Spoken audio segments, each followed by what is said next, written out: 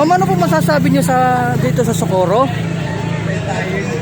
So, sir, sasabi niyo, maganda na ba Socorro ngayon? Kailangan ng lagayan. Ma'am, okay na ba Socorro? Ano masasabi niyo? Mura ang mga bilihin at mababait ang mga tao dito sa bayan ng Socorro. Tama, tama. Sa kaluwalhatian, mahahayag at kasalukuyang panahon. Hindi niya sinabi kung tayo'y nagpipilitan, kung tayo'y nagpurusa, kung tayo'y susubukan. Kundi ang sabi niya, kundi ang mga pagtitiis.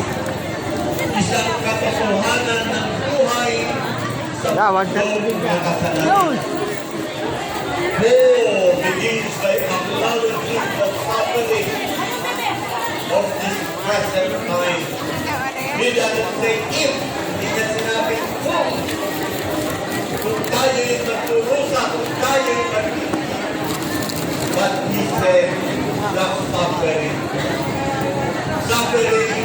Wala pa isang daan. Yakan. Sabi nga sa psychology, we are in a world with no certainty. And because there is no certainty in this world,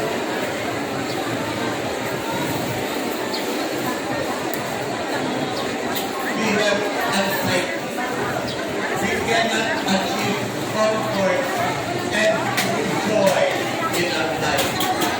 Sabi ng isang psychologist, ang mundo na ating kinagalaman, kinamumuhayan, ay mundo ng mawalang at iyakan. At dahil walang katiyakan, kaya nagkakaroon ng problema. Dahil yung pinakamahal sa mahal mo, dahil hindi ka perfecto, maaaring nagkakaroon ka ng pagtitiis sa kanya. Ng kahirapan, yung kalagayan, mga minamahal, kasama talaga ang pagtitiis.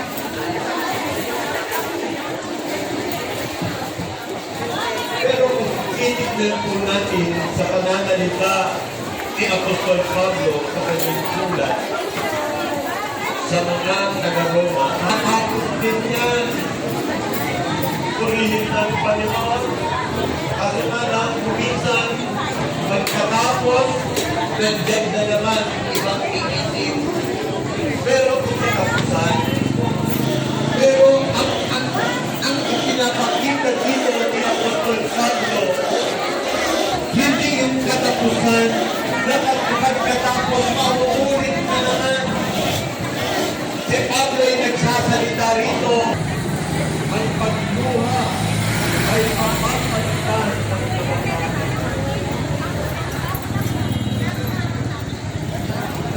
Alam mo kung bakit kaya.